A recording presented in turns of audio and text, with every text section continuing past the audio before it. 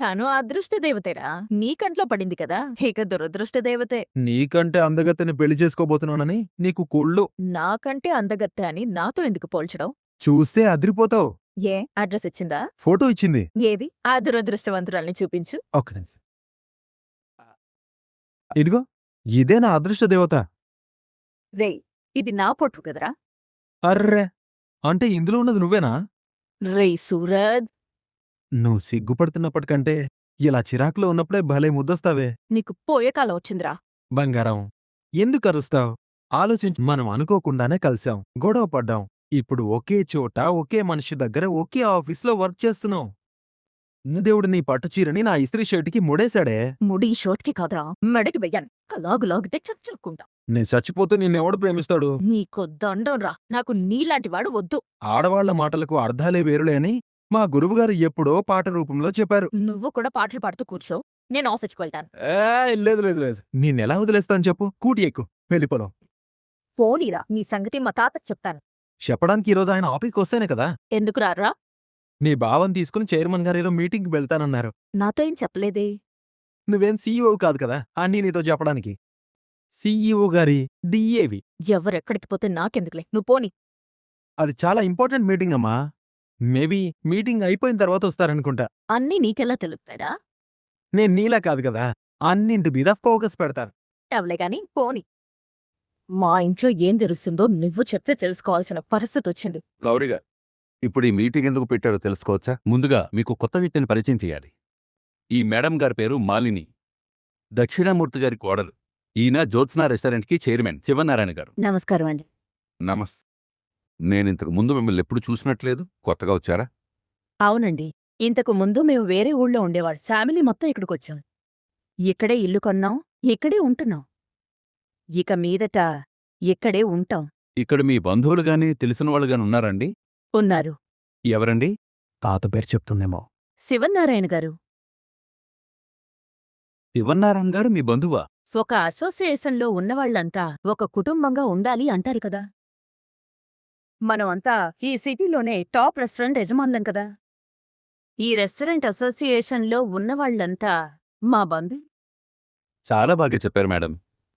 ఏంటి చెప్పేది? మా పెన్ను ఊరికే కవర్ చేస్తాం. ఆ తాత ఏమీ రియాక్ట్ అవ్వట్లేదు. సంతోషం. గౌరీప్రసాద్ గారు, పిలిపించింది ఎందుకు? అసలు విషయం చెప్పండి. మీకేవో అర్జెంట్ పనులు ఉన్నట్టున్నాయి. నాలాంటి వాళ్ళు ఖాళీగా ఎందుకుంటారు? తొందరగానే ముగిస్తాంలేండి. మిమ్మల్ని ఇక్కడి నుంచి తొందరగానే పంపిస్తానులే. దక్షిణామూర్తి గారు, మీరు చెప్తారా, నన్ను చెప్పమంటారా? మేం చెప్తేనే గౌరవంగా ఉంటుంది. ఎందుకంటే చాలా తక్కువ రోజుల్లోనే ఎక్కువ బ్రాంచ్లు ఓపెన్ చేసి జ్యోత్స్నా రెస్టారెంట్స్తో డిఎం రెస్టారెంట్స్ కూడా మార్కెట్లో గట్టిగానే పోటీ పడుతుంది. పోటీ ఎవరన్నది ముఖ్యం కాదండి, ఎవరు నంబర్ 1 అన్నదే ముఖ్యం.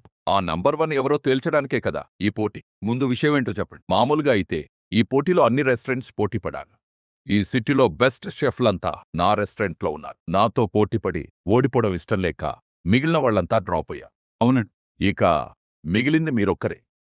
మేము మీతో పోటీ పడ్డానికి మేము సిద్ధంగా లేవు. ఎందుకు శివనారాయణ గారు? న్యాయంగా అయితే పోటీ అందరితోనూ జరగాలి. ఎవరో పోటీ పడినప్పుడు ఈ పోటీ మాత్రం ఎందుకు?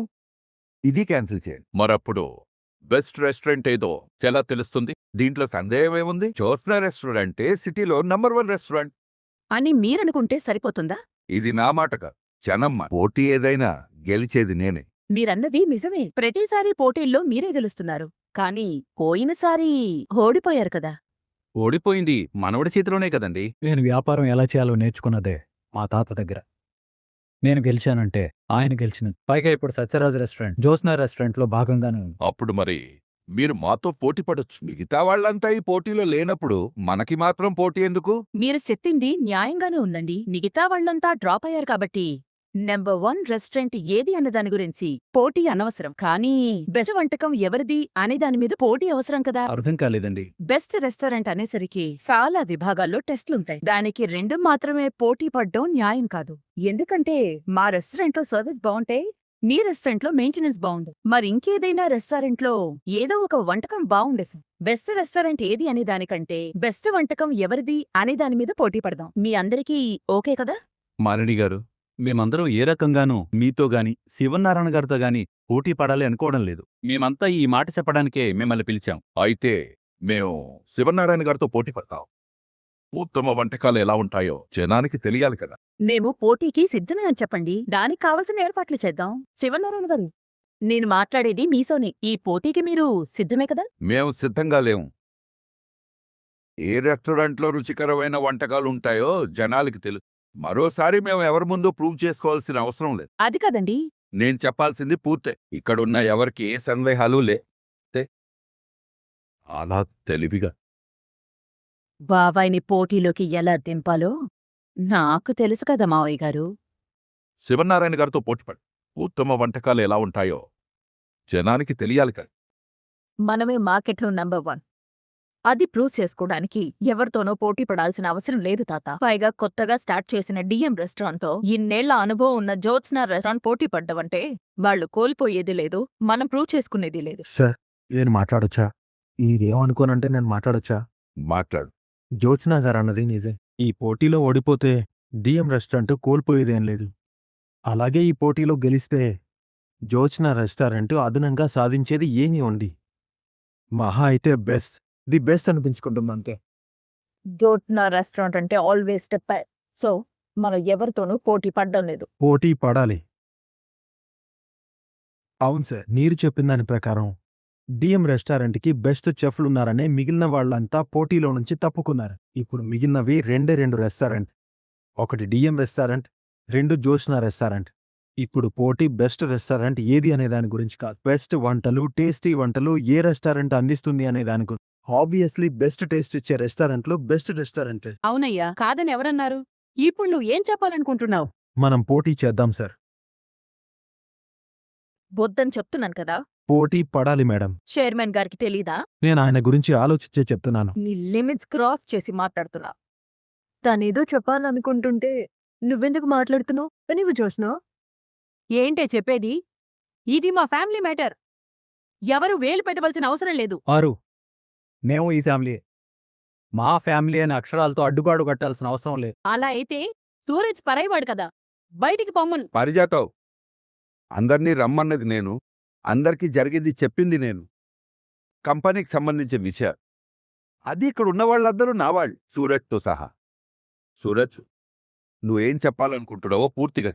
ఆల్రెడీ రెస్టారెంట్స్ని రన్ చేస్తున్న వాళ్ళంతా ఒక కొత్త రెస్టారెంట్ని చూసి పోటీ నుంచి తప్పుకుంటుంటే తెలియకుండానే దానికో గుర్తింపు వచ్చింది. ఎప్పుడు ఓటమి ఎరుగని జ్యోత్స్నా రెస్టారెంట్కి డిఎం రెస్టారెంట్ పోటీ. అయినా సరే పోటీకి సిద్ధపడ్డారంటే మిమ్మల్ని ఓడించగలమనే నమ్మకంతోనే కదా. మీరిప్పుడు పోటీ చేయలేదు అంటే ఇది జనంలోకి ఎలా వెళ్తుంది? బయటి వాళ్ళ వరకు ఎందుకు? రెస్టారెంట్ ఓనర్స్ అసోసియేషన్నే తీసుకుందాం. వాళ్ళేమనుకుంటారు? ఓడిపోతామనే భయంతోనే మీరీ పోటీకి. అంటే మీరు ఓడిపోతారని కాదు సార్, విన్నరని ఎవరినంటారు? పోటీలో దిగి గెలిచిన వాళ్ళనే కదా. ఒకరి మీద ఎదురుగా నిలబడ్డానికి సిద్ధంగా ఉన్నప్పుడు మీరు పోటీలో నిలబడాల్సిందే. అలాంటి పోటీ మాకు అవసరం లేదని చెప్తున్నాను. సూరజ్ చెప్పింది నిజమే జోషి. ఏంటే నిజం? మనం డిఎం రెస్టారెంట్తో పోటీ పడదాం. నీకేమైనా మతిపోయిందా? నిలబడితే కదా మనల్ని మనం మరొకసారి నిరూపించుకోగలిగేది. అవును, లక్ష్మణమూర్తి గారికి మనకి ఉన్న రిలేషన్ గురించి బోర్డు మెంబర్స్కి కానీ రెస్టారెంట్ ఓనర్స్ అసోసియేషన్ కానీ తెలియదు. ఇది కేవలం ఒక నంబర్ 1 రెస్టారెంట్కి, ఒక కొత్త రెస్టారెంట్కి జరుగుతున్న పోటీగానే అందరూ మనం కూడా బిజినెస్ యాంగిల్లోనే అయితే పోటీ పేరుతో నీ తాతని దక్షిణామూర్తిని కొట్టుకోమంటావు. ఇవి వంటల పోటీలు, కుస్తీ పోటీలు కాదు. వీళ్ళకి మాట తేడా వచ్చిందంటే గరిటెలు కాదు కత్తులే పట్టుకుంటారు. కొన్ని మాటలతోనే కాదు, చేతులతో కూడా గెలవచ్చుపారు. అది మా తాతకి చేత కాదంటావా? వాడదే చెప్తున్నాడే. మీరలా అర్థం చేసుకుంటున్నారు. నువ్వెందుకే నోరేసుకుని పడిపోతావు? ఎవరు పడిపోతున్నారో అర్థమవుతుందిలేండి. చూసారా నేను మీ భార్యనని కూడా చూడకుండా దీప ఎంత మాట అంటుందో. నువ్వంటే పడతారు మరి. అది నాకంటే చిన్నదే కదా, ఏదో పెద్దదాన్ని ఓ మాట అన్నానని అనుకోవచ్చు కదా. ఆ మాట మాత్రం మీరెందుకు అనాలి? నువ్వెందుకు మీ దీపకి సపోర్ట్ చేస్తావ్? అందరూ నోళ్ళేసుకుని పడిపోయేవాళ్లే కాదు, న్యాయంగా మాట్లాడేవాళ్ళు కూడా ఉన్నారు. వదిలే బాబా. ఏంటో వదిలేసేది? అర్థం లేకుండా మాట్లాడుతుంది మీరు, పైగా సమర్థించుకుంటున్నారు. ఎవరు సమర్థించుకునేది? నువ్వా మేమా? ఆ డిఎం రెస్టారెంట్ తో పోటీ వద్దనే కదా తాత సైలెంట్ గా ఉంది. సూరజ్ ఎందుకు పోటీ పడదామంటాడు? దానికెందుకు దీప సపోర్ట్ చేస్తుంది. ఇదంతా వెనకుండి నువ్వనిపిస్తున్న మాటలే అని నాకు తెలుసు బావా. ఈ మాట అనేవాడిని అయితే తాతకు అక్కడే చెప్పేవాడిని. ఎక్కడ చెప్పినా ఎవరు చెప్పినా డిఎం రెస్టారెంట్తో పోటీ పడ్డం నాకిష్టం లేదు బావా. మా తాత ఎవరెస్ట్ ఎవరి ముందు తల వంచడు. ఫోన్ రింగ్ అవుతుంది, ఎవరో చూడు. ఒక్క నంబర్. ఎవరు దక్షిణామూర్తి. కాంపిటీషన్ గురించి అడగడానికి అయ్యుంటుంది. కాల్ కట్ చేయి బావా. అవసరం చేసి స్పీకర్ ఆన్. నువ్వొక మెట్టు తగ్గినట్టవుతుందని ఆగిపోయావా మిత్రమా? మన మిత్రత్వానికి ఆబ్దిగాలే కాదు, వర్ధంతిలు కూడా జరిగిపోయాయి. మిగిలింది శత్రుత్వం మాత్రమే. మనిషినంటూ గుర్తుపెట్టుకోవడానికి ఏదో ఒకటి మిగిలింది కదా. ఎందుకు ఫోన్ చేతావు చెప్పు. ఎందుకు నవ్వుతున్నావు? భయపడ్డావు శివనారాయణ. దక్షిణామూర్తిని చూసి మొట్టమొదటిసారి శివనారాయణ భయపడ్డాడు. దక్షిణామూర్తి ఎవడ్రా భయపడేది? ఈరోజు నీ కళ్ళల్లో బెరుకు చూశా, నీ ఒంట్లో భయం చూశాను. నువ్వు జీవితంలో మొదటిసారి భయపడ్డావు. దక్షిణామూర్తి, భయపడ్డ సింహాన్ని చూసి నక్క తొడగొట్టకూడదు.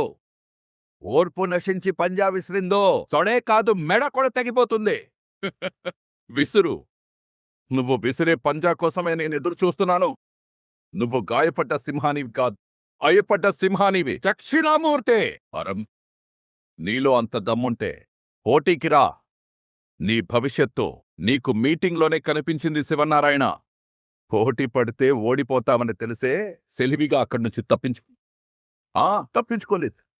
మనవన్ని అడ్డుపెట్టుకుని పారిపోయి. ఎవడ్రా పారిపోయేది? శివనారాయణ పేర్లోనే వీరత్వం ఉందిరా.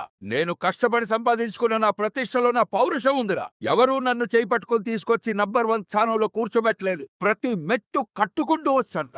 నిజాయితీగా పనిచేశాను, న్యాయంగా గెలిచాను. భయపడ్డం పారిపోవటం ఈ శివనారాయణకి తెలీదురా. నాకున్న బ్రాంచీల్లో ఏ బ్రాంచ్కైనా వెళ్ళు. శత్రువుని చూసి శివనారాయణ భయపడ్డం మీరెప్పుడైనా చూసారా అని అడుగు. శివనారాయణ భయపడ్డాడని ఒకడు చెప్పినా బర్సిమే సవాల్, నా తల తీసి నీ కాళ్ళ దగ్గర పెడతాను. మాట్లాడుతున్నది ఫోన్లో కదా, ఎన్నైనా చెప్తావులే. దక్షిణామూర్తి, ఫోన్లో కాదు, నీ ఇంటికొచ్చి కూడా నేను ఇలాగే మాట్లాడతాను. నీకోసం నా ఇంటి తలుపులు ఎప్పుడూ తెరిచే ఉంటా. నీ నీడే నా ఇంట్లో పడకూడదు అనుకున్నప్పుడు నా నీడ నీ ఇంట్లో పడాలని ఎలా అనుకుంటావురా? అనుకోనివి జరగడమే జీవితం శివనారాయణ. ఇది మాత్రం ఎప్పటికీ జరగదు. రాకూడదని నువ్వు బలంగా కోరుకో, రావాలని నేను బలంగా కోరుకో. ఎవరి కోరిక బలమైందో కాలమే నిర్ణయిస్తుంది. కోరుకోవాలంటే నేను నిన్ను తలుచుకోవాలరా. అది కూడా నాకు ఇష్టం లేదు. మాతో పోటీ పడితే నువ్వు ఓడిపోతావని నీకు తెలుసు మిత్రమా. మహాకళతో గారడి చేసి తప్పించుకునే ప్రయత్నం చేస్తున్నా. మాటలు జాగ్రత్తగా రాని దక్షిణామూర్తే. నీకు పౌరుషం ఉంటే వచ్చి నాతో తలపడు శివనారాయణ. నేను నీతో పోటీకి సిద్ధం. నీ మీద గెలిచే దమ్ము నాకుంది. నన్ను ఓడించే దమ్ము నీకుందా? ఉంటేరా. మరిద్దరిలో ఎవరు గొప్ప పోటీలోనే తేల్చుకుందా. పోటీలో తేల్చుకోవడమేట్రా? మరోసారి మా మావయ్య గారితో అలా మాట్లాడేవట్లే ఊరుకునేదే లేదు. దక్షిణామూర్తి మిమ్మల్ని రెచ్చగొడుతున్నాడు. మీరు పోటీకి వెళ్ళకండి. వెళ్ళాలి. నా మెట్టినింటి పౌరుషమేంటో ఆ ఇంటి మనుషులకి తెలియాలి. మావయ్య గారు, ఈ పోటీలో మనం పాల్గొంటున్నా